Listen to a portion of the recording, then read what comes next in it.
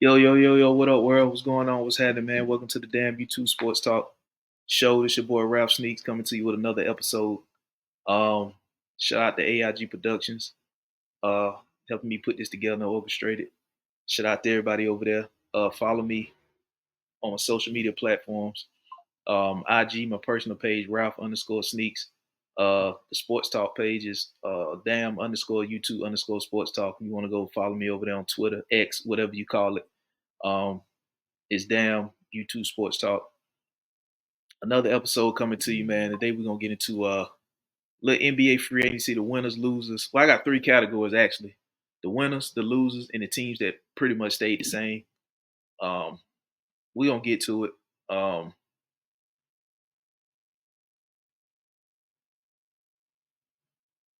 yeah, those are three categories we got right now. Going into this free agency, the teams that were winners, the teams that were losers, and the teams that pretty much stayed the same. So let's get to it, man. Let's start with the winners. Um, let's start with the winners. One team I got as a winner in this NBA free agency. Well, I got multiple teams, but we're gonna start with this team here, the Dallas Mavs. Um, I think the Dallas Mavs just coming off being in the NBA Finals in which they lost to the Boston Celtics, adding a guy like Klay Thompson, you know, who chose to come to Dallas over going to LA, in Orlando, and a couple other places that he was rumored to go. Coming to Dallas, I think that's a nice piece for Dallas because I think Klay is falling. He ain't the same Klay. You know, he had the ACL injury and he had the Achilles injury, so he essentially missed 2 seasons dealing with both injuries. And I get he ain't the same Klay that he used to be. He's not the lockdown defender that he once was. You know, he's not. He's just overall not the same player that he was. But it looks that I mean it is that way. But you was looking at him as a second option over there in Golden State, even after coming back from a torn Achilles and ACL, and he's not a second option. But if he goes over to Dallas, he doesn't have to be a second option. That's a nice third option to have. So the production he was giving you in Golden State as a second option, that's nice production in Dallas as a third option. It won't look as bad now in Dallas with him being a third option behind Luka and Kyrie that it looked when he had to be a second option in Golden State behind Steph. You know, he's no longer a splash brother. You know, he's now in Dallas. So, you know, the stats and production he was giving you over there in Golden State, I think it would look better. The stats and production he was giving you in Golden State as a second option, I think that would look better in Dallas as a third option behind Luka and Kyrie. Now you can't really just pick at Luca and go at Luca and pick at Kyrie.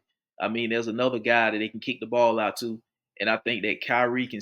I mean, not Kyrie, but I'm thinking that Klay can still knock down some shots to the point that you just can't leave him out there on the island in open space and catch and shoot. You know, I think when all the attention and focus is on Kyrie and Luca, there's a guy that can still knock down some shots.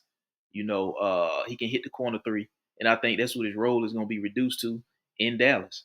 And coming over there, I think that was a nice pickup. You know, they lost what's my guy over there? Played with the Heat. Derrick Jones. They lost him. And they still got PJ Washington over there. They still got Daniel Gafford over there, and they still got, of course, Derek Lively, who they drafted. They still got him over there. So that was you basically lost Derrick Jones and replaced him with Klay Thompson. So, in which, in my opinion, at this stage, is still an upgrade. Not talking bad about Derrick Jones, but he's never been the type of player that Klay Thompson is or was. So you lost one and you gained one. So that was a nice pickup. That's why I got Dallas is one of the teams that's a winner. Um, who else I got? OKC Thunder. I think they was a winner as well. Even they didn't make a major move, but the move they made was necessary. They swapped Josh Giddey out for Alex Caruso. I think that was actually a good trade for both sides. Even better trade for OKC because as you've seen in the playoffs, they had to bench Josh Giddey. So they had to bench him. So now you get another guy that comes in and can be a defender, Alex Caruso. I think they've identified their two scorers over there in OKC. One being obviously Shea Gilgeous-Alexander, who was in the MVP conversation, the MVP running. And the other guy that came into his own and started scoring the basketball was Jalen Williams. So now they've identified their two scorers, and now they have two more defenders with now adding Alex Caruso and already having Lou Dort there. That's what they actually needed in the playoffs. They needed a little bit more defense. Chet Hogan, and then they also added Hartenstein from the Knicks. They also needed a big, so Chet Hogan wouldn't getting so much bullied in the paint. So adding those two guys, in my opinion, was big for OKC. Now they got a guy that can play in the paint that won't get bullied around in the paint in Hardenstein, and they can just let Chet Holmgren be the stretch four that he want to be, and he doesn't necessarily have to bang and be down in the paint, getting bullied around. As you saw in that Dallas series, they were just taking it to Chet Holmgren in the paint, and now they got a guy in the paint that they just can't take it to like that. Hardenstein pretty much held his own when he was with the Knicks. Hardenstein actually bounced around to a couple teams, but he's made a name for himself when he was with the Knicks, and now there's a nice pickup for OKC, adding Hardenstein to the mix. So Chet Hogan can just not necessarily always be in the paint getting banged around, but also just he can float around and be the stretch floor out there, stretch four out there on the perimeter.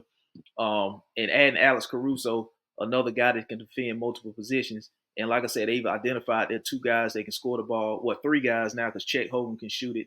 Then of course you got Shea Gilgeous and Jane Williams. So they've identified their scores, and they have added another defender in Alex Caruso to go along with Lou Dort. So OKC is a team that's a winner this offseason. Moving on, I think the Pelicans is also a winner this offseason. Adding DeJounte Murray to the mix, and not even giving up Brandon Ingram. Not that I'm saying they're gonna keep Brandon Ingram and pay Brandon Ingram, but they didn't give up Brandon Ingram, and it also helped that Atlanta wasn't trying to get Brandon Ingram either. So, and it was obvious that they needed a point guard. Alvarez, he couldn't be your point guard. He doesn't score enough. I like his defensive intensity, but he doesn't score enough. And they were trying to somewhat make CJ McCollum like a point, and CJ McCollum is not a point. CJ McCollum is strictly a shooting guard. He's a two guard. He's nothing other than a two guard. So now that they have a two-way point guard in there that can actually give you 20 and then play solid defense on the other end, that's a big W for the New Orleans Pelicans. Especially when you're getting Zion is playing majority of the season. You got CJ McCollum can just now play his natural shooting guard position because you now have a DeJounte Murray in there that can handle the ball, give you 20, and play solid defense on the other end. And he's also a facilitating point guard. So he's going to get the ball to the other guys and get them the ball. He's going to definitely get it to Zion. He's going to set up and make it easier for CJ McCollum and some of those other guys. And they can just kind of play now without actually relying on a point guard because they now have one. It was obvious that they needed one in the postseason. And now they got one in DeJounte Murray. And not only do they got a point guard in DeJounte Murray, they got a point guard that they don't have to worry about paying right away because he's now under contract. He got a deal with Atlanta. So he's under contract for, I think, 4 years, if I'm not mistaken. So you don't have to worry about paying a point guard for another 4 years. So you got your guy. He's back in the West. And I think that's going to help the Pelicans out a lot this season, having an actual point guard that can actually score the ball and play defense on the other end and not just shoot. I ain't saying he can shoot the three ball well, but he scores. He can give you 20 to 22. That's what the Pelicans needed. And that's what they got in DeJounte Murray. So I got them as being a winner this offseason. And like I said, they didn't get off Brandon Ingram. They unloaded Dyson Daniels, Larry Nance, and I think 2 first-round picks. And one of those picks wasn't even their pick. It was the Lakers pick that they deferred to next season. So they did a damn good job of getting a DeJounte Murray without giving up a whole lot. They really basically didn't give up nothing, really. Dyson Daniels, a young guard that probably wasn't going to get the minutes anyway. So that's not a big loss. You're losing Larry Nance, who was on an expiring contract anyway. So that's not a big loss. And you probably wasn't going to re-sign him anyway. And then you gave up 2 picks, in which one of the picks wasn't yours. It was somebody else's, the Lakers pick. So it was yours, but it wasn't yours, so to speak. So you got a player back in return for pretty much not really giving up much. So the Pelicans, I got them down as a winner. The Orlando Magic, even though they made the playoffs last year, they added another veteran player and shooter in KCP. I think this was a winning move, not a winning move as to put them over the hump, but I think it was a good move that put them in the winners category because you got a nice nucleus of young players, and I don't think KCP is the guy that's going to come in there and take the ball out of those guys' hands. I think KCP will be a good locker room guy for a young squad. I think he's a guy that's still capable of starting this league, and he's not a guy that's going to command a lot of touches. That's going to take away from your young nucleus that you got over there in Bankero, and you got Wagner, and then you got Suggs, Wendell Carter over there. So you got a nice nucleus of guys over there, and I don't think KCP is going to come in and disrupt that. He's not a locker room counselor. He's a guy that can still start in his league, and he can knock down the three ball. So adding KCP and not really losing nothing over there was a winning move, in my opinion, by Orlando. So I'm not saying that Orlando's going to be in title contention with making this move, but I don't think it was a bad move at all. That's why I put him in on the winner side during this free agency because they added a guy like KCP who can still knock down shots. He's a veteran guy for that young team over there, and he's not a locker room counselor. He's as far as I know, he's a good teammate, and he can still start and knock down shots. And he won't disrupt the chemistry that they have going over there with the youth movement and the nucleus that they got. Next up, winner Sacramento Kings. They just acquired DeMar DeRozan. They didn't lose none of their key pieces.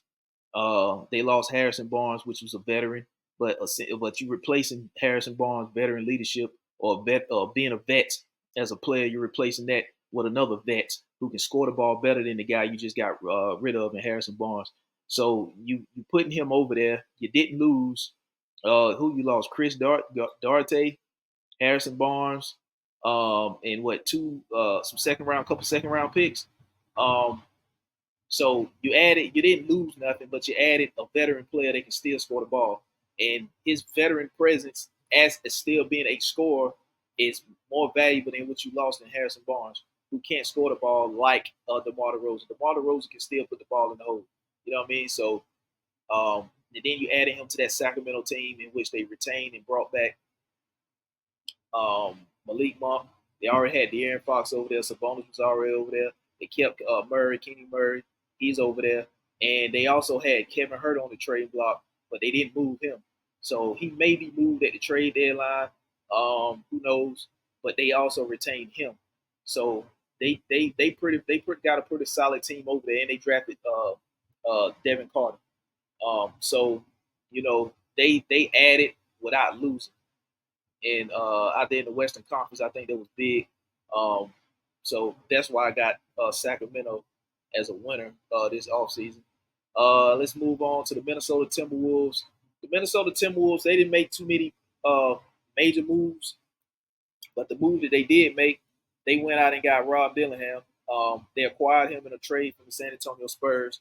You look at the team and what Minnesota had last year, they were basically a top three defensive team pretty much all season. They were up there defensively all season.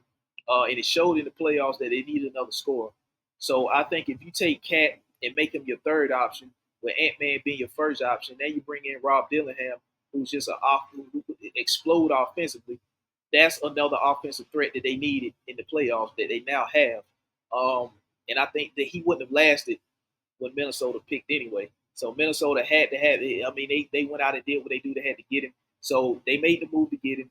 They didn't lose Carl Anthony. So now Carl Anthony could be your third option. I think Carl Anthony at this stage for that team, considering what we saw in the playoffs this year, it would be better served for him being a third option um, rather than a second option.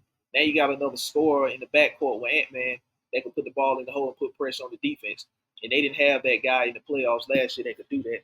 And you don't really look at a rookie coming in and contributing right away like that. But looking at the team that he's going to in Minnesota, who lost in the Western Conference Finals, that's what they needed. They didn't have another offensive threat outside of Anthony Edwards. You look at Karl Anthony Towns, but you don't really look at him as putting as much pressure on the defense and being that guy in the postseason. You know what I mean? So now he's a better served as a third option than a second option as we saw in the playoffs. And the one knock that they had on Rob Dillingham coming out of there was probably his defense. So if you had one knock on his game, it probably would be defense. But like I said, with the Minnesota Timberwolves, been a damn good defensive team, probably being the top three defensive team pretty much all season, and including the playoffs. That kind of overshadows his lack of defense because they play good team defense overall, and they could just slide him right in, and he and go get right back to work with him. They really won't really be missing too much. Now let's move on to the Memphis Grizzlies. I think they'll win them. They went out and got Zach Edey in the draft. Um, People kind of forgot about Memphis. They forgot about Ja, but Ja was out with a season-ending injury. They get Ja back. You still got Marcus Smart there. You got Desmond Bain there. Jared Jackson is there. And now you drafted Zach Edey. So now Zach Edey, of course, is going to be your five. Jared Jackson can be your four. And Jared Jackson, his name comes up in Defensive Player of the Year conversations. So now you just slide him to being the power forward. And you got Desmond Bain there, who can give you 20 plus. Then you know what Ja can do. You got Marcus Smart, who's also a defensive guy there. That was pretty much one area that they needed to get better in, and they got Zach Edey. And so far in summer league, I know it's just summer league, but Zach Edey pretty much looked decent, and looked pretty solid. You know what I mean? We don't know what it's gonna be like in the season, but even before Ja got hurt, Memphis was a consistent playoff team. You know what I mean? So getting Ja back, that's gonna put Memphis back in the mix. If Ja comes back close to being 100% of what he was before he got hurt, Memphis is gonna be back in the playoffs. So they really didn't have to do too much in free agency. They did they damage in the draft by getting Zach Edey. And if it wasn't Zach Edey, I think they was gonna make a play on Klingon. So either way it goes, it seemed like they knew that they needed to get a center, and they got one of the two in this draft, and he's gonna be plug and play right away. And he kind of seems to fit this Memphis team. They not gonna really need him to do a whole lot. Defend and just rim protect, defend, and just get the easy buckets when they set him up. Because you got Ja there, you got Desmond Bain there, so you're pretty solid. You know what I mean? They're gonna be right back in the mix. You look at the New York Knicks. I think they're a winner. I mean, the Knicks could be. The Knicks. I put Knicks as a winner. They going out and adding Mikal Bridges. They added more defense. I mean, they gave up a hell of a lot to get Mikal Bridges, but it was much needed. You know what I mean? You're looking at the Boston Celtics, who just won it, and you're looking at the New York Knicks, how they lost to the Indiana Pacers in the playoffs. So, adding Mikal Bridges was a big thing. And they also was able to bring back OG Anunoby. So now you got defense out the ass. You're getting Julius Randle back.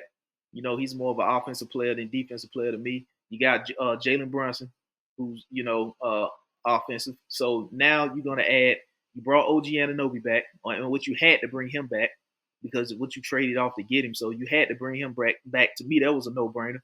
Then you added Mikal Bridges to go along with Josh Hart and Dante DiVincenzo. So you pretty much brought the Villanova boys back together at MSG. So that's what happened. And so they're gonna be pretty stacked and stout defensively. I'm not sure what their depth gonna be like because, like I said, they lost Hartenstein to OKC. Mitchell Robinson's still there, and I heard he was on the trading block. So I'm not sure if he's gonna be moved or not. And if he is moved, I'm not sure when. Maybe at the deadline. But I would put the Knicks in there as a winner. That's exactly what you're gonna need to go up against Boston. I think Boston can still beat the Knicks, but it's not gonna be easy for Boston to beat the Knicks if these guys can stay healthy and stay in the mix. Because we all know how Tibbs like to run his guys 42, 43, 44 minutes a game. Now you got Paul George over in the East with Philly now.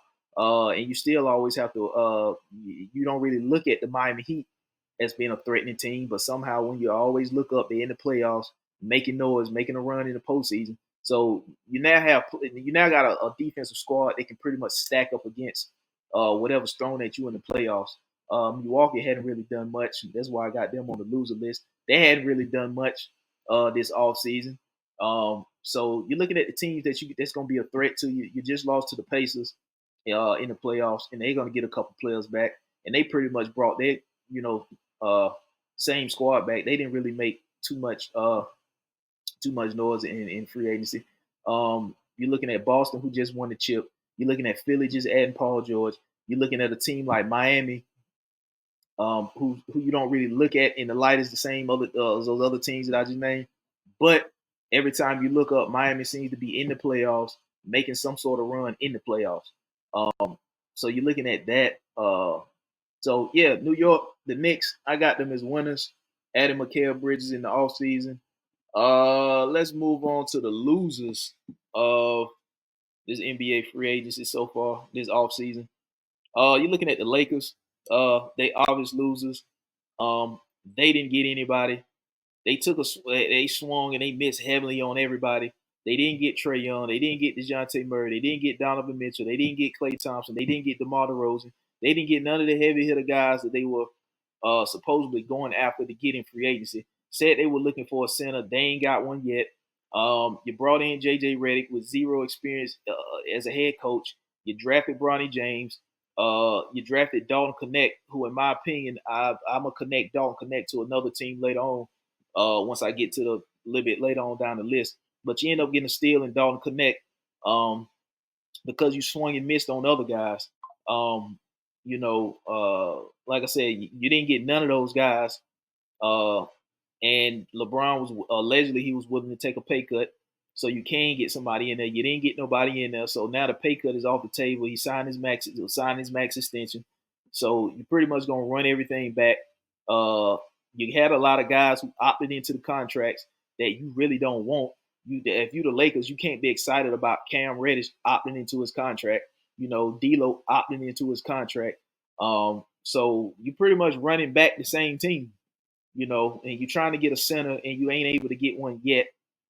I'm not sure if you're going to be able to get one or when you're able to get one, but as of now, you haven't got one yet. So AD is still your 5. I know he prefers to play the 4, and that's probably why you're going to get a 5, so you can slide him back to his 4, LeBron to the 3, and you haven't even got a 2. Well, you got Austin Reeves there, but you're pretty much running the same team back as of now that you got. You didn't get anybody. You had all these people on your list of guys to go after and get, and you didn't get not one of them.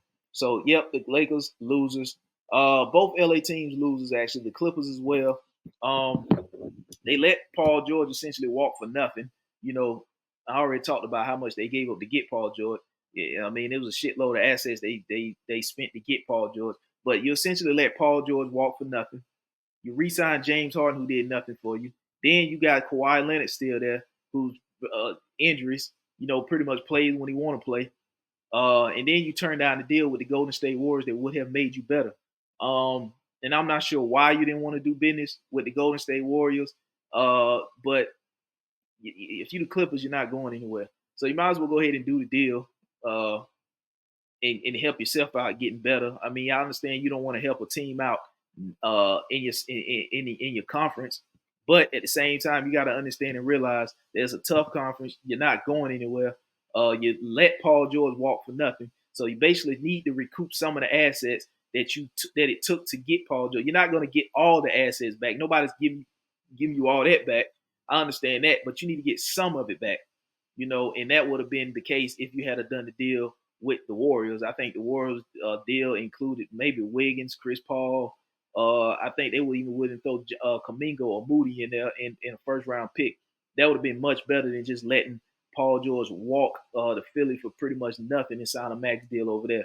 So the Clippers are losers on that end. And I understand you did sign Kevin Porter Jr. So you signed him. And I think, if I'm not mistaken, yeah, you did re-sign James Harden. And I think Derrick Jones might be over there now, if I'm not mistaken. But that's still not better than the deal that the Warriors offered you for Paul George. So yeah, for that, I got the Clippers as being losers. Golden State, as of now, Golden State, you can put them on the losers side, but they still trying to work things out with Utah, trying to get Lord Marketing. And let's be clear, you're doing business with Danny Ainge, so you're not going to get Lord Marketing for cheap. You're not going to get him for pennies. You're not going to get him for chump change. So go ahead and prepare to put a substantial offer on the table if you want Lord Marketing from Utah, because that's the game that Danny Ainge play. Danny Ainge don't play the mother. Danny Ainge ain't bullshitting when it comes to doing deals. Danny Ainge get the good end of the deal. So don't go at Danny Ainge and throw some bullshit out there and think you finna get Lord Marketing. It's not happening. So that's what I think they're going to put a substantial offer on the table for Lord Marketing. And if they somehow end up landing Lloyd Marketing, I could then see them being on the winning side. Because I could see Golden State Warriors trying to win another chip within the next couple years because they know that the time is coming where they're going to have to blow this thing completely up and start over.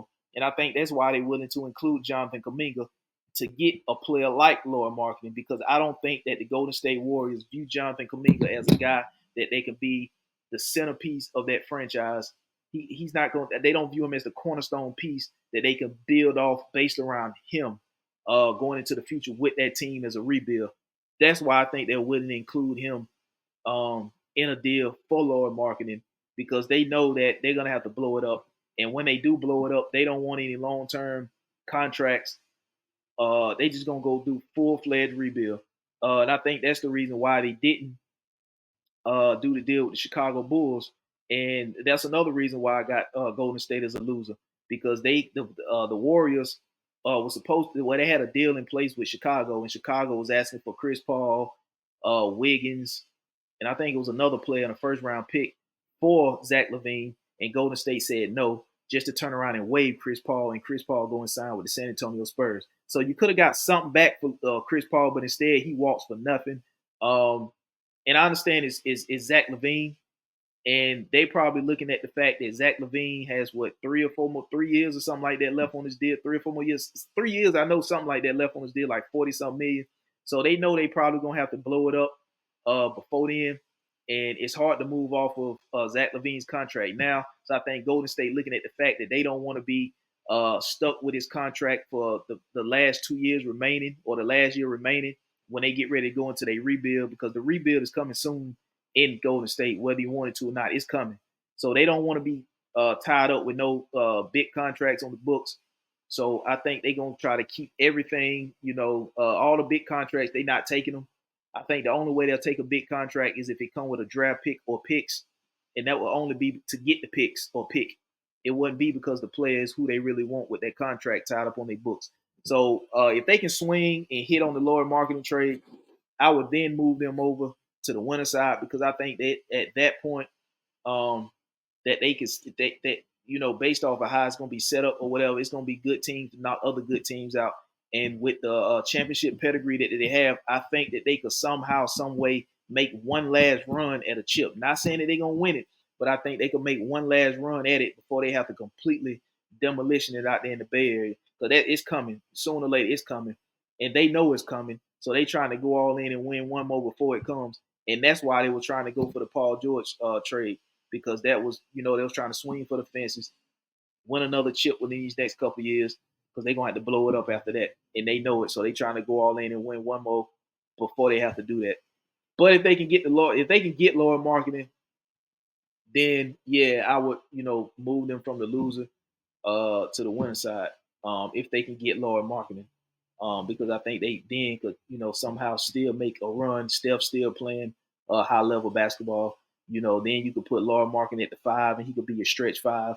Then you could still have Draymond playing the four.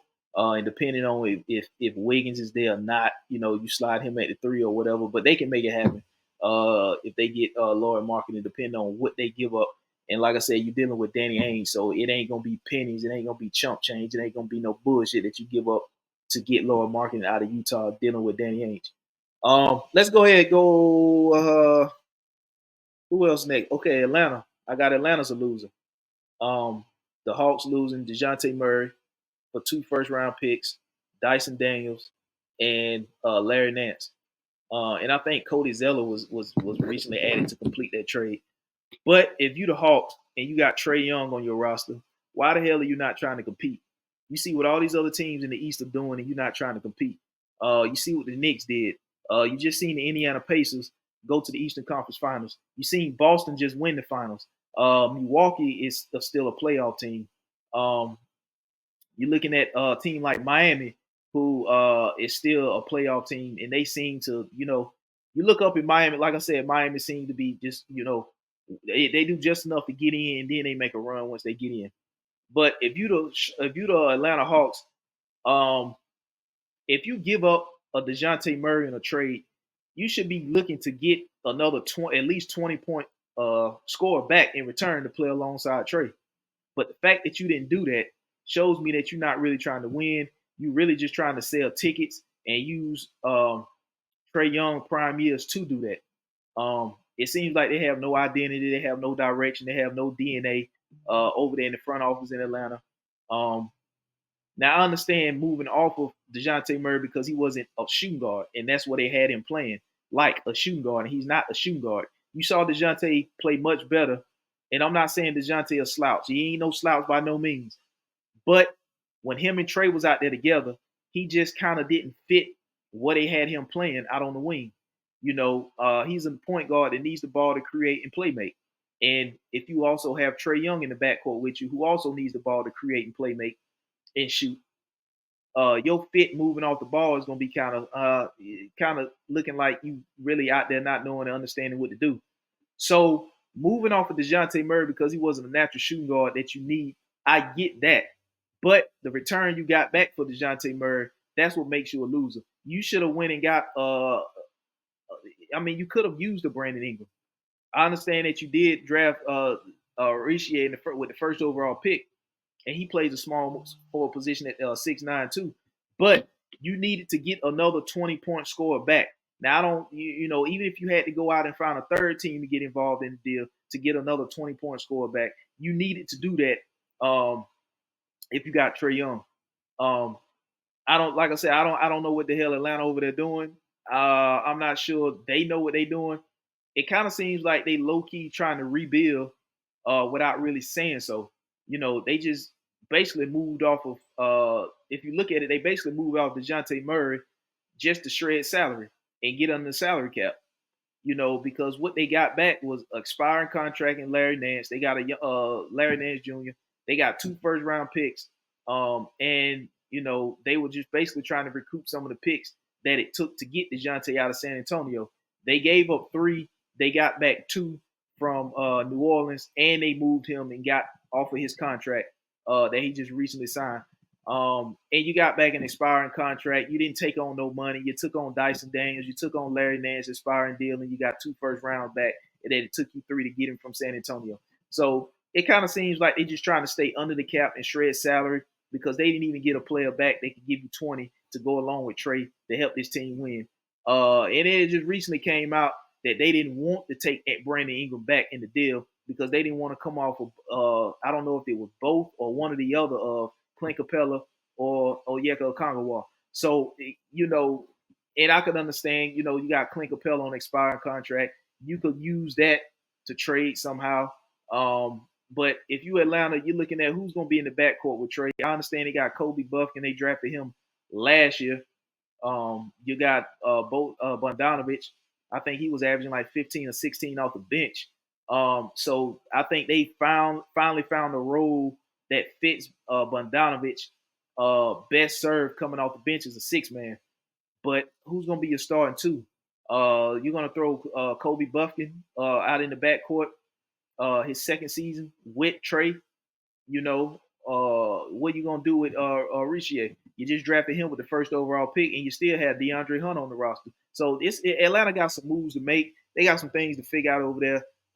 That was a move, in my opinion, that didn't make them better. That was a move, in my opinion, that actually made them worse. I'm not sure what other moves they got up their sleeve before the end of this free agency, but as of now, that's why I got them as a loser because they didn't make any moves to get better. And when you got a player like Trey Young, you have to win. You constantly have to be in win mode, in my opinion, especially when that's the guy that's filling up the seats, that's selling the tickets. That's the one that's putting the asses in the seats. That's your franchise guy. And that's also the guy that you gave up Luka Doncic for. So, you got to think about it in those terms. If you Atlanta, you have to constantly be in win mode, especially seeing Luka Doncic in the finals this year.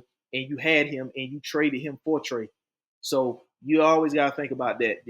Those two going to always be connected on that draft night. So that's why I got Atlanta in the losers column over there. And also they haven't addressed the situation with a big.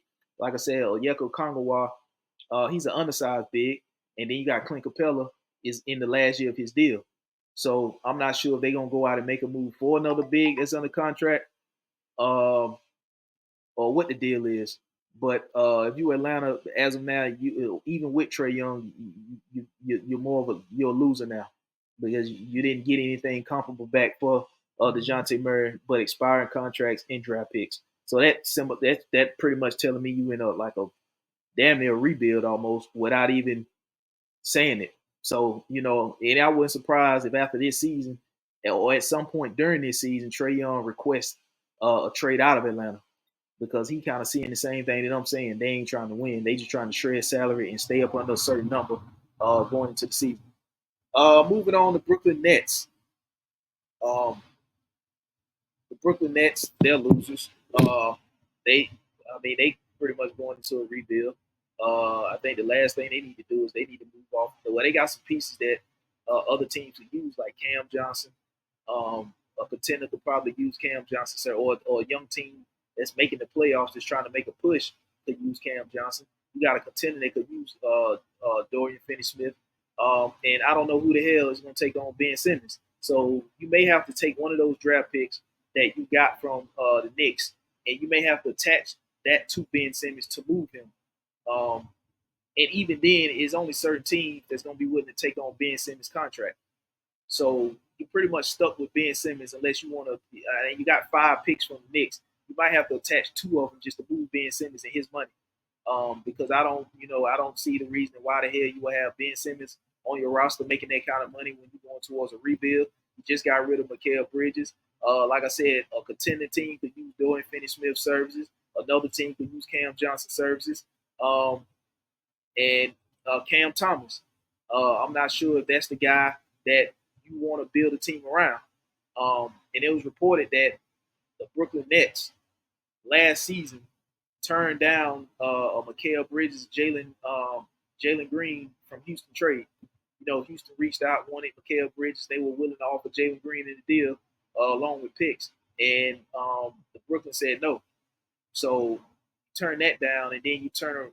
Even though you got more picks from the Knicks, that's your arch rival, right? I mean, damn, same city, same town, whatever. That's your rival. You send him over there for 5 picks. Um, and we're gonna see what those picks turn into. Because, like I say, you still got Ben Simmons on your roster, so you may not even have 5 picks. You may have more like 3 picks because you might have to attach 2 of those picks just to move Ben Simmons, depending on how soon you're trying to get this rebuild started. And also, you just signed the big man, the center. Um, Damn, I had a brain freeze. But you just signed him. It'll come back to you. You just signed him, so he may be. And it was reasonable money. I think it was 4 years, 25 mil. So I mean, 4 years, 100 mil. So that's 25 million a year. So that's a pretty reasonable. That's a movable contract. Um, for a team, and if you're looking at a team like maybe Atlanta, if you want to make the swap, um, get not Cam Thomas, but if you want to get the big in there, damn, I can't think of his name. It's gonna come to me. But that's a young big that pretty much does the same thing as Clint Capella, and you're going to get him on a 4-year contract. Whenever he's eligible to be traded, that, in my opinion, if Atlanta's moving towards trying to youth movement or whatever, and Clint Capella's on an expiring contract, you can move him and get the same caliber guy back that's also younger. He basically does the same thing as Clint Capella. He runs the flow, he rim protects. He's not an offensive juggernaut, so he's not going to be a guy that's going to be commanding the ball and needs the ball. And he's on a reasonable contract. It's 25 mil. You're paying Capella, I think, 23. So for 2 more mil a year, you could get that guy. Damn, was his name? You gonna make me look his name up? Hold on, I gotta look at it. It's killing me now. I can't remember his name.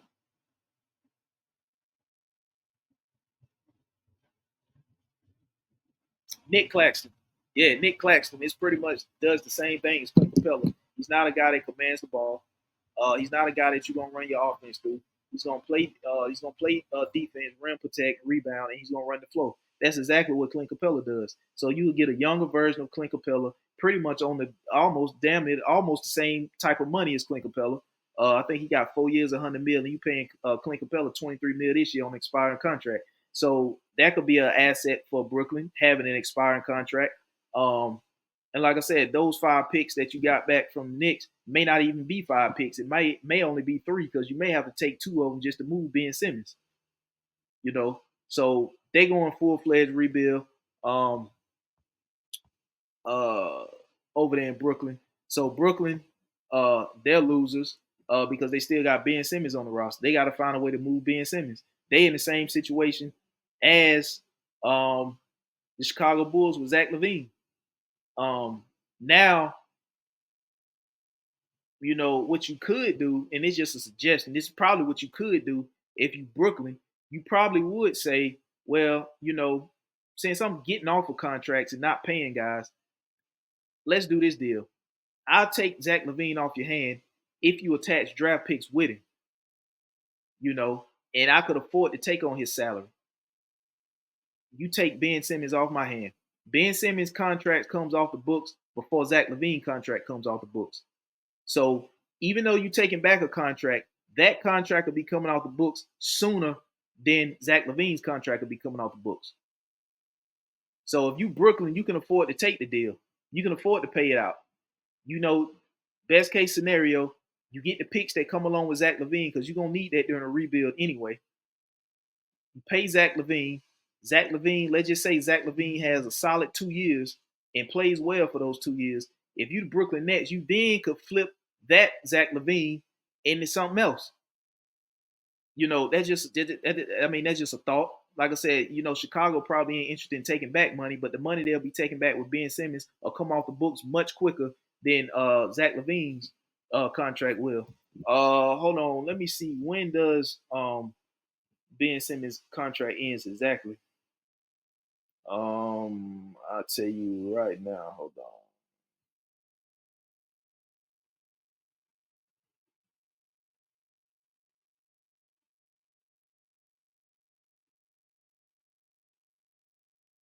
Yeah, it looks like this season coming up is going to be the last season of Ben Simmons' contract at 40 mil. So his contract is going to be coming out the books at the end of this season, and it's going to be cheaper than Zach LaVine's. So I mean, if you Brooklyn, you're not worried about the money right now. You more so worried about the picks um, that you're gonna get back in return because that's what you need to rebuild. You just got a lot of picks from the Knicks, um, and if you could save those picks by just maybe thinking about doing this deal, what I'm talking about, because if you Brooklyn, you're not trying, you ain't winning nothing no time soon. So, you know, why not go ahead and take back a Zach LaVine? Zach LaVine will be a free agent at the end of the 2027 season, in which he has a player option for 48.9 million. You know, by the time the 2027 season, 2026, 27 season get here, just imagine how much the contracts will be then with the TV deals about to kick in a couple years, and just imagine how much. Uh, so Zach LaVine had essentially basically 2 years and a player option for the third year in 2026, 2027. So if you can take Zach LaVine on from the Chicago Bulls and have them attach picks to Zach LaVine, and that's what you're gonna need if you Brooklyn, you can afford to fit the bill for Zach LaVine's salary, just long as you get Ben Simmons out of here, because the main goal is to get picks.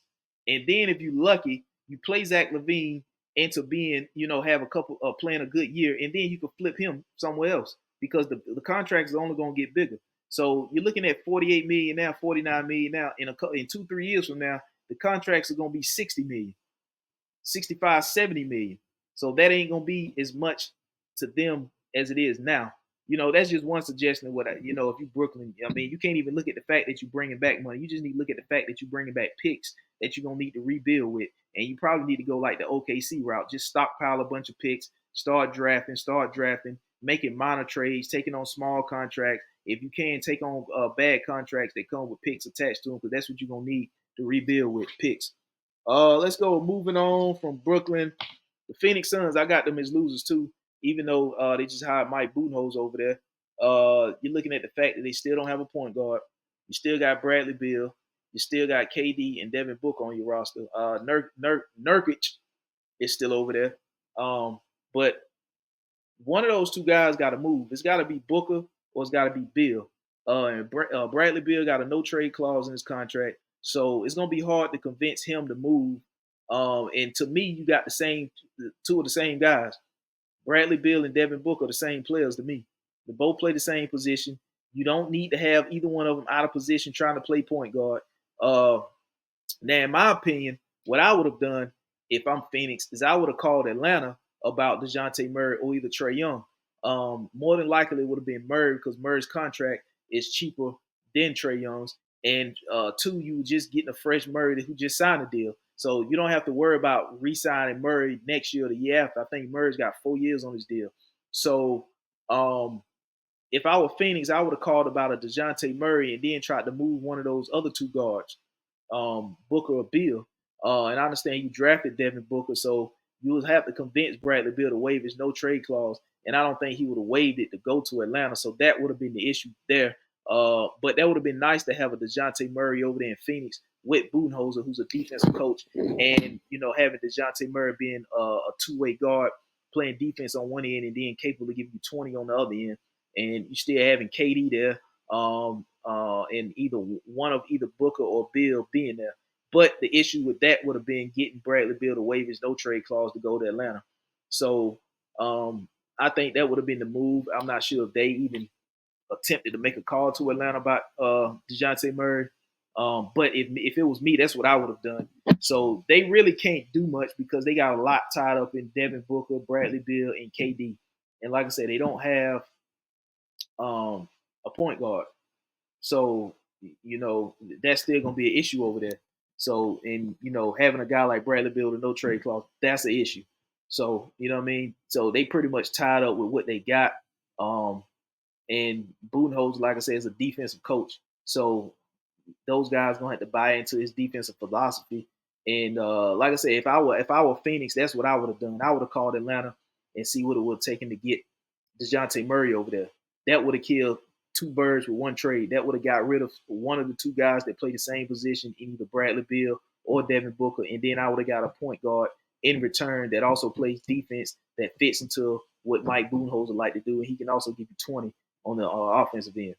That Phoenix, that's what I would have done, and it shouldn't have been an issue. The only issue probably would have been, like I said, is getting Bradley Beal to waive his no trade clause, but you would have been moving players from the east to the west, so that wouldn't have been, not like you trade from in the same conference, playoff team to playoff team. So that's why I got Phoenix as a loser. Until they get that, I don't see them really doing much of nothing until they get that situated and get a point guard in there and figure out what they're gonna do with the Bill Booker situation. Because to me, like I said, them two are the same players. Um, Moving on, another loser team I got this free agency is Milwaukee. Um, they pretty much can't do nothing. I mean, like I stated yesterday, when you got Giannis' brother taking up a roster spot, there ain't really too much you can do. The only thing this year is you get a full year of Doc Rivers with his coaching staff. When Doc Rivers came in, he came in after the season had already started mid-season, and he had to pretty much inherit what was already there.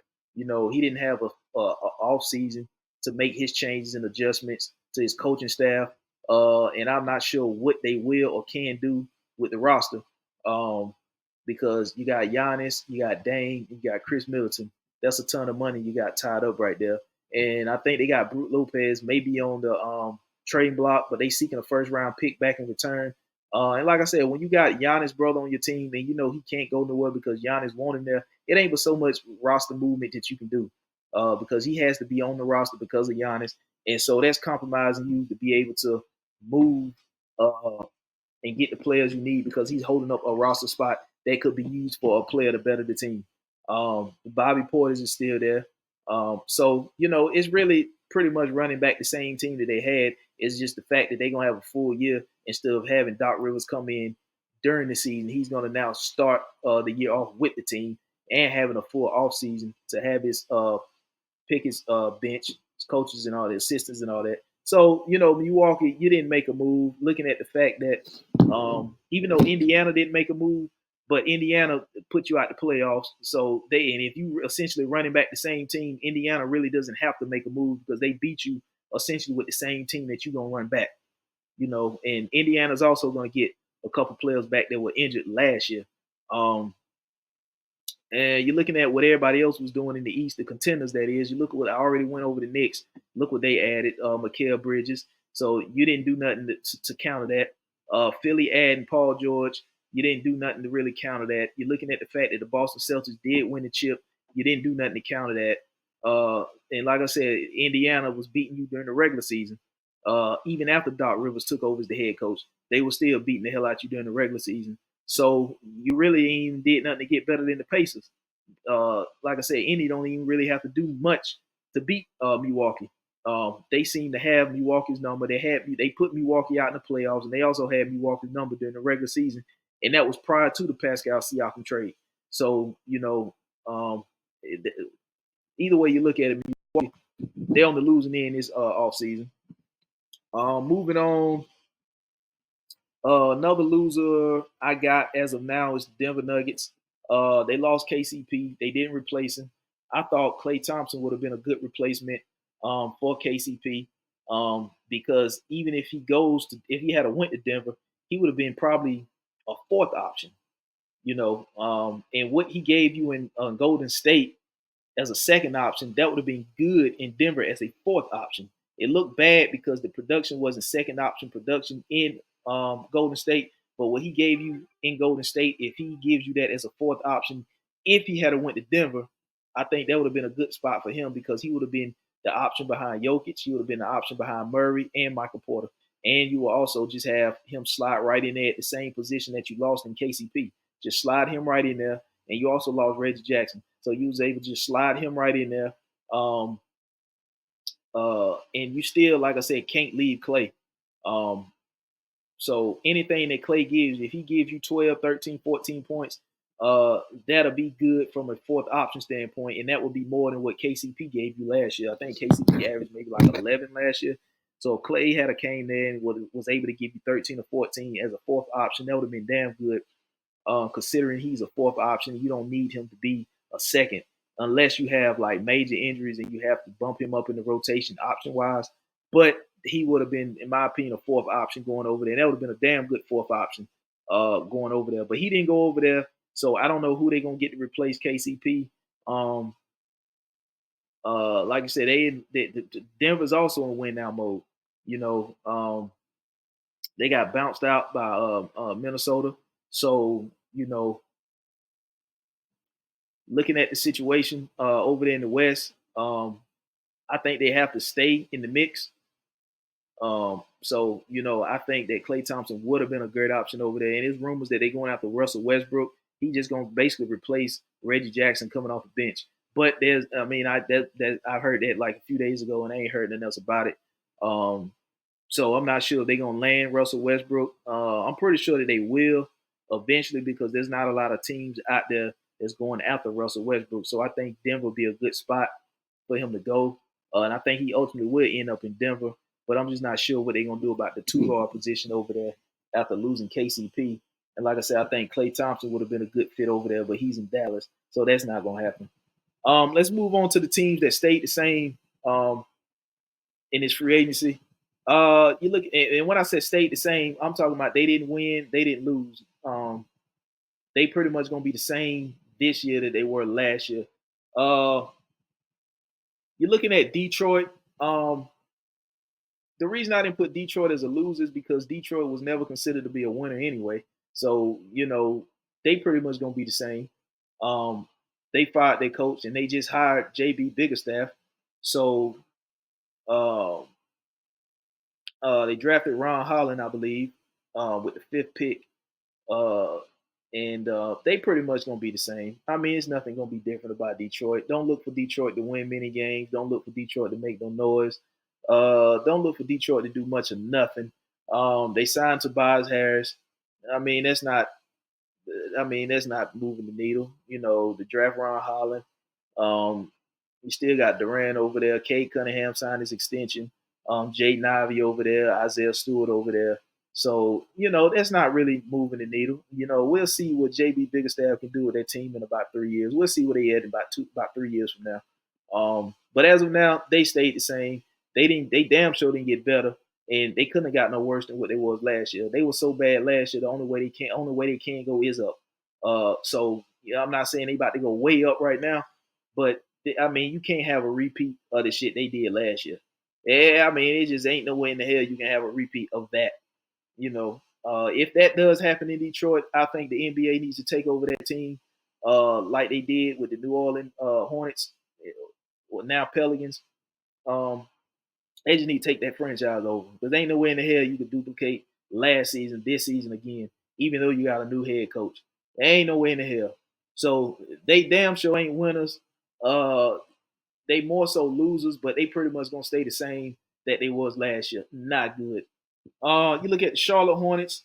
Um, I mentioned Dalton Connect earlier. I think Dalton Connect should have went here, but instead they went and got a guy into John Saloon. They drafted him. Um, which is not a bad player, but I think right now Dalton Connect would have been a better fit for that team. You're looking at Lonzo Ball is going to be back. You could have just slid Dalton Connect right in at the 2. Then you got Brandon Miller at the 3, and then you brought back Miles Bridges. So if you knew you was going to re-sign Miles Bridges, why did you go and draft this guy like Tajon Saloon? I think this guy Tajon Saloon, he's only going to get better the more playing time he gets. He's only going to get better. He's labeled as a project player. But if you look at some of his highlights, if you look at his body build, if you look at his height, weight, if this guy gets playing time, this guy is going to be a solid player. And the only place he can play is the 3 or the 4. And if you re-sign Miles Bridges, he's not going to get playing time over Miles Bridges, and he's damn sure not going to get no playing time over Brandon Miller, who, in my opinion, played like he could have won Rookie of the Year. But the fact that he was in the same rookie class as Victor Wembanyama, that took all the light away from Brandon Miller, combined with the fact that he plays in Charlotte, and a lot of people don't pay attention to Charlotte Hornet basketball. That's how good I think Brandon Miller played this past season as a rookie. So you damn sure not moving him out of the way to make room for John Saloon, and you're not moving Miles Bridges out of the way, who just recently re-signed. So, in my opinion, if you knew you was going to re-sign Miles Bridges, you should have just went Dalton Connect and slid him in right there at the 2. And you could have plugged somebody in at the way. I think Mark Davis is still there for Duke at the 5. But that's just me. That's what I would have done.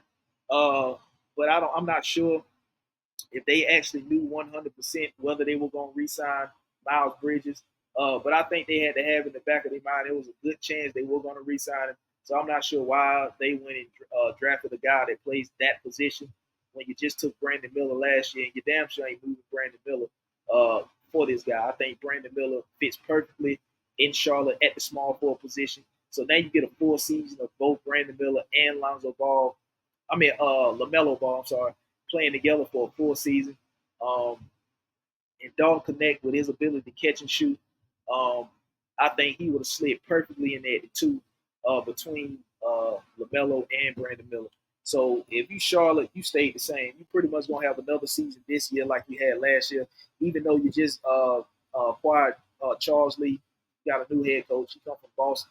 So um, I honestly thought that that's what they were gonna go in the draft with Dalton Connect. Um, but they didn't. So I guess they like Tajon Saloon's upside. Um, but I just don't see how he's going to get the minutes to show you his upside when you just re-sign Miles Bridges and you drafted Brandon Miller last year. So hopefully they work that out over there. But as of now, I got the Charlotte Hornets pretty much being the same team this season that they were last season. Now, if they had got, like I said, drafted Dalton Connect, who fell all the way to the Lakers at 17, I think it would have been a different discussion. I think the Lakers would have been slightly better, and could have possibly been, if healthy, could have possibly been pushing for a play-in spot and possibly making that last playoff spot, you know. But moving on, the San Antonio Spurs, I think they stayed the same, even though they just got in a 3-team deal. They just acquired Harrison Barnes, and they got Chris Paul over there on a 1-year deal. And they drafted Stephon Castle. I think what the Spurs are doing now is the Spurs are not really trying to. They still rebuilding, and they're not trying to speed up the rebuild process. So, Chris Paul 1-year deal. I think he's going to bring some leadership over there, especially when he's a point guard. You don't really have to have another elite scorer over there when you got Victor. You just need somebody that can be a floor general like Chris Paul if he can stay healthy, and hopefully he can, because he probably ain't going to be asked to do much over there other than be a coach on the floor to help pop out with Victor in his development. And we see what Victor Wembanyama is going to be. So adding a guy like Chris Paul over there, who's a veteran, who's not going to command a lot of the ball, who really wants to assist and set up more guys than score the ball himself, who basically is a coach on the floor and he's playing for Popovich. Um, so that's going to be a help to Victor Wembanyama. He's going to have a coach on the sideline, and he's going to have a coach out there on the floor. And even when Chris Paul ain't on the floor with him, he's going to be on the sideline being an additional coach along with Pop for Victor Wembanyama and those other young guys over there, like Stephon Castle. And Stephon Castle, by the way, looked good in Summer League. And I understand it is only Summer League, but damn, he looked good out there. No, not like that, but as a player, he looked good out there in Summer League right now. So uh, I think they stayed the same. I think they just gonna slow roll this process, and they gonna stay flexible with the draft picks. They gonna stay flexible with the cap. And then, like I said, they brought in Harrison Barnes, who's also a veteran guy, um, out there on the floor with those other guys too. He's not really a locker room cancer, so to speak. So they got two veterans over there. I think they're just gonna slow roll this rebuild until they find the right time to speed it up. So they're gonna stay flexible with the cap. They're gonna stay flexible with the assets and the draft picks that they have. So when the opportunity come about for them to make a splash, it's gonna be the right splash, and it's gonna come at the right time, and it's not gonna feel like they sped up the rebuild, so to speak. So I got San Antonio pretty much being the same team this upcoming season that they was this past season.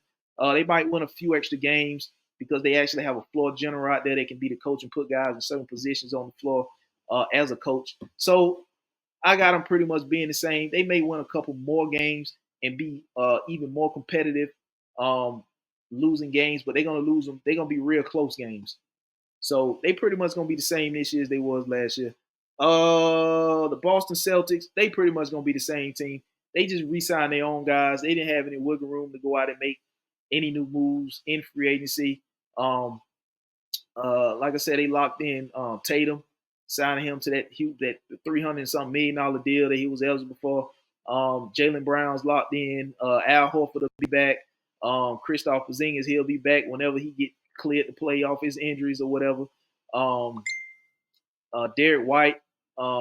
So they pretty much just brought their own guys back. It wasn't nothing too much that they could do.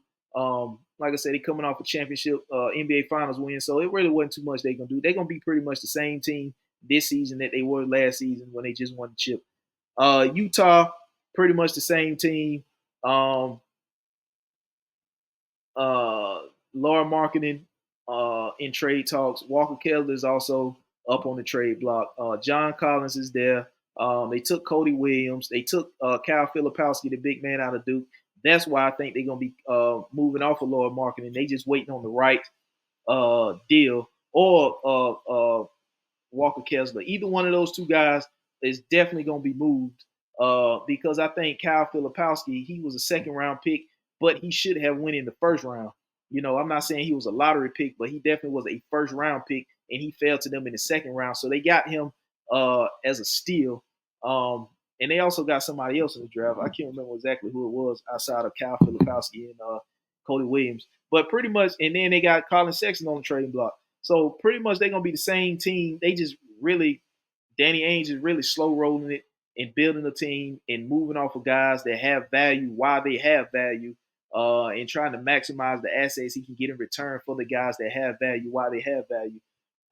So I feel like they got somebody. I'm missing somebody else that they acquired in the draft. It's killing me that I can't remember. Let me look this up. Oh boy. Oh man, it's killing me. Let me see. Let me see who they got in there.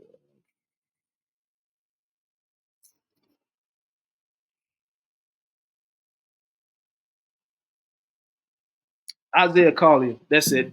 Point guard out of USC. That's who they got. So they made some nice additions through the draft. Um, and Isaiah Collier, Cody Williams, and Kyle Filipowski. So, like I said, one of those two guys will be moved, Walker Kessler or Lloyd Marketing, because Kyle Filipowski, like I said, is a first round talent that got drafted in the second round. So they got to steal with him, and he plays the center position, and he's a guy you can actually go through. And they did at Duke. Actually, he was a big part of that Duke offense. Kyle Filipowski was, and Isaiah Collier was the best player out there in USC. Um, so that's why Colin Sexton is on the blocks. That's why both Laura Marketing and Walker Kessler one of those two will be gone, and I think it's just a matter of time before. And they got Keontae George out there, and it's also a matter of time before John Collins is gone too. So they just slow rolling it. They just making smart moves, getting off guys that they know they no longer want, they no longer gonna pay, and they still have value. So they trying to maximize. If you Danny Ainge, that's what you're doing right now. You're maximizing guys that you know that's not gonna be part of your future. You're replacing them guys that will be part of your future, and you're getting rid of them while they still have some value. So that's why I got Utah being the same. They not, even though they're in the West, they're not trying to win. They're not losers. They're not winners. They pretty much gonna have the same season this year that they had this past season. You look at Portland Trailblazers, they pretty much stayed the same. I think they now have to move off of DeAndre Ayton because they drafted Donovan Clingan, and they also had Robert Williams already on the roster. So, and I don't know what you're gonna do with Grant, with Jeremy Grant. So, um, they pretty much gonna be the same team. You got Scoot Henderson there, you got Shane Sharp there, and you also got Anthony Simmons there. So, you know, I'm not. They gonna be the same team. They pretty much gonna be the same team until they figure out an identity and a direction they trying to go. Whatever it is that Chauncey Billups and his guys are trying to do. Once they figure that out and get right into that, then because it seemed to me like they just picking the best players available. I think that if they were taking Donovan Clingan, I'm not sure why they haven't announced that Ayton will be on the trade block because I don't think you draft Donovan Clingan at what 7. Um, just to not play him. And I don't think you're gonna just sit DeAndre Ayton paying him 30-something million a year. So I'm not sure why they haven't already said DeAndre Ayton's on the trade block, which I'm predicting that he will be. And Robert Williams probably too. But if I'm them, I'm keeping Robert Williams. Even though he has injury situation or whatever, I think that if you move Ayton, you got to keep Williams because Williams can come in off the bench and still give you that rim protection when Donovan Clingan sits. And he's not a guy that you're going to run the offense through. He's not a big that needs the ball. He's just a defensive big that can rebound off the shots and he can run the floor. Now you can get him, you can spoon feed him, but he's not a guy that you're going to actually run a play or get a ball down to and he need at least 13 shots a game. It's not Robert Williams. That's why I would keep him over a guy like Ayton who you would have to run the offense through. And I don't think that you're going to sit Ayton because you drafted Clingan, and Clingan is a guy that you drafted at 7 that has to play, and you're not going to sit Ayton making 30-something million. So I'm not sure why they ain't already put Ayton on the trading block, which I think eventually a team is going to call and ask about, and then they're going to move him. So Portland, the same. I got them being the same. They're not winning nothing. They're not losing nothing. They pretty much going to have the same season this year that they had this past. Moving over to Cleveland, I think Cleveland's gonna be the same. They just re-signed Donovan Mitchell. Now I'm not sure if Darius Garland is gonna stay because it was rumored that if Donovan Mitchell resigns, that he was gonna request a trade. The trade request, I haven't heard about it yet. Donovan Mitchell has signed this deal. Isaac Okoro is a free agent. There was rumors of them moving Jared Allen because they need Evan Mobley. They want to slide him to the 5 and get him more involved in the offense. So I'm not sure what they're gonna do. I think they still can be a playoff team. There's still some free agents that they could use in Cleveland. But I think they pretty much gonna be the same team. Unless some blockbuster deal come in which they move Darius Garland, but that ain't came yet. So I'm not sure if Darius Garland gonna still request out now that they've re-signed Donovan Mitchell to extension. Like I said, Isaac Okoro is a free agent. Not sure what they're gonna do with Jared Allen because they want to slide Mobley over to the 5 and give him more involved in the offense. But as of now, Cleveland Cavs, you stayed the same. Let's move on. The Miami Heat, they've stayed the same. They haven't added anybody. It was rumors of them going after DeMar DeRozan, but obviously that didn't happen because DeMar landed in Sacramento. They really didn't add much of nothing to Miami other than the draft picks. But Miami is one of them teams that they don't really make a lot of blockbuster moves, or they haven't made any blockbuster moves lately. And they seem to be a team that makes the playoffs. And once they get in the playoffs, they do just enough to get through the play-ins to make the playoffs, and then they make their run in the playoffs and get on their hot streak then. So Miami as of now stayed the same. You're looking at a team like the Philadelphia 76ers. You can say they got better, but to me, this is a tricky one. it's gonna be either Philly stayed the same or they got better because they acquired Paul George. But if you look at um recent history of the Sixers, they've been trying to get over this second round hump and they ain't been able to do it. And they thought that and they've had Embiid the whole time, and they didn't get over the hump with having Tyrese Maxey there, and that's a guy who they drafted, just like they drafted Embiid. But Embiid has been there the whole time and hasn't been able to get over the hump. But it seems like it don't matter what player they add, they just can't seem to get over the hump because they've had Brent Brown, they've had Doc Rivers, and now you got Nick Nurse, and you still had Embiid there the entire time. And I understand that Maxey hadn't been there through the entire process; that he just recently got there past few years. Um, but he's now coming into his own. And you added Paul George. So I'm not sure if Philly's still going to be able to get over this hump because you were supposed to try to get over this hump when you acquired James Harden. That didn't work. You were supposed to be trying to get over this hump when you chose Tobias Harris over Jimmy Butler. That didn't work. So it seems like Philly is like whatever they try to do, they can't seem to get out of this second round. They've getting beat, and it's not like they get beat by the same team in the second round. They've gotten beat by Toronto in the second round. They've gotten beaten by Boston. They've gotten beaten by Miami. They've got beaten by Atlanta.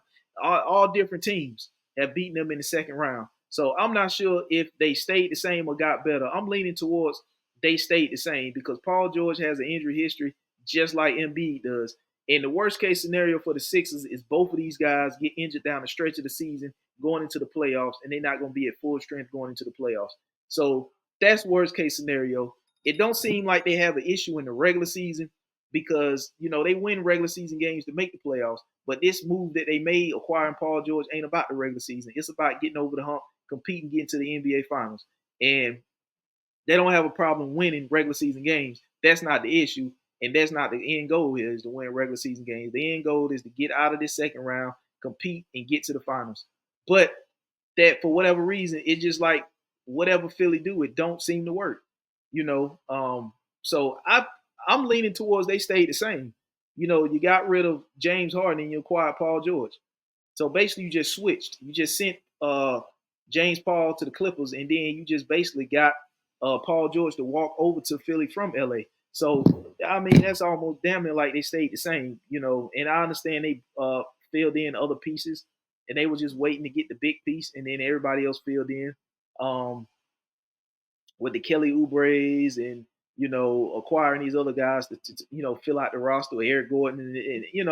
But I'm leaning towards them staying the same until they prove and show me otherwise. I got the Sixers as being the same team. Make the playoffs this year. I don't think they're gonna go in as a low seed. I think they're gonna go in as a higher seed this season than they went in this past season. But I'm pretty much leaning towards them being the same. You got the Toronto Raptors. I think they'll be the same, even though they inked Scotty Barnes to his extension. They signed Manuel quickly, R.J. Barrett, and they got in a deal for OG Anunoby. They lost Gary Trent. He's a free agent. But they also got the guy. What is it? Grady Dick. What is the hell is his name? Came out of Kansas. Let me make sure I'm saying his name right. I don't want to put the last name first and the first name last. Um,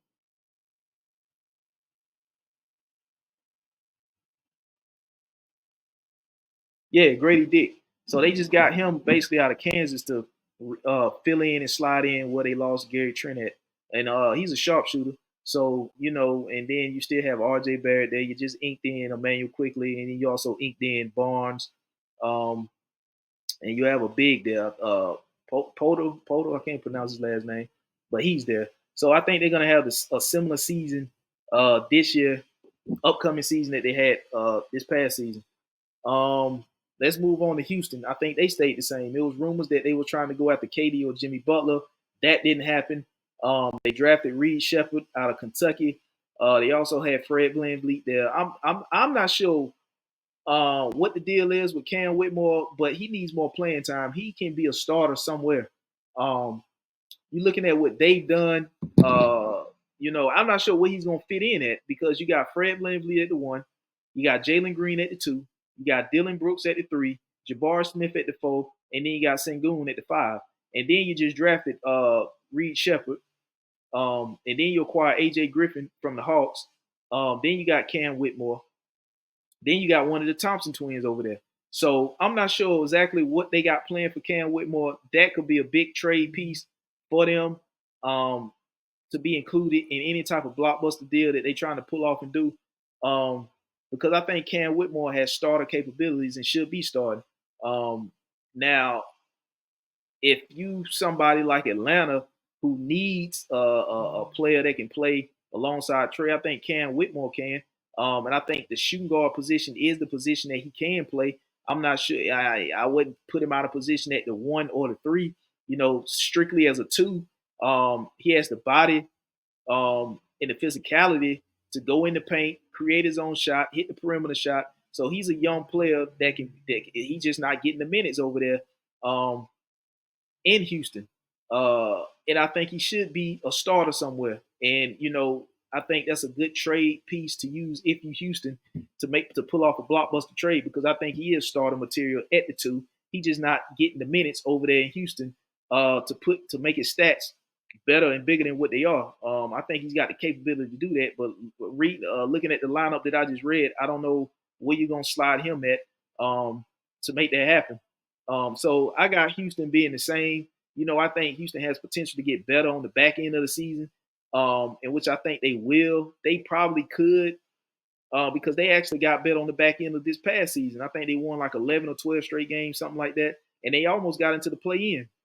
So I think that they probably gonna be similar to that, making more of a push towards the play-in, having another year together and adding Reed Shepard. So I think I'm leaning towards them being slightly better, but more of the same type of team, but slightly better because they are in the West. The West is deep. The West is tough.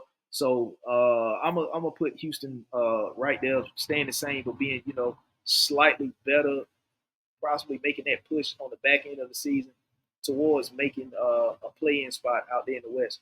The Washington Wizards stayed the same. They didn't get better. They didn't get worse. The only thing they did was added Alex Sarr, the second overall pick, um, and they added I think Valanciunas. They signed him too. So I'm not sure what they're gonna do. Valanciunas maybe 5 and Alex Sarr as a stretch for or whatever. I think that's probably what they're gonna do. And you still got Jordan Poole there. You still got Kyle Kuzma there. So I think they pretty much gonna be the same team this season that they were last season. I think that they're in the same situation. They rebuilding. They just stockpiling assets and cheaper contracts. I think it's just a matter of time before Jordan Poole and Kyle Kuzma both moved for younger guys and draft picks.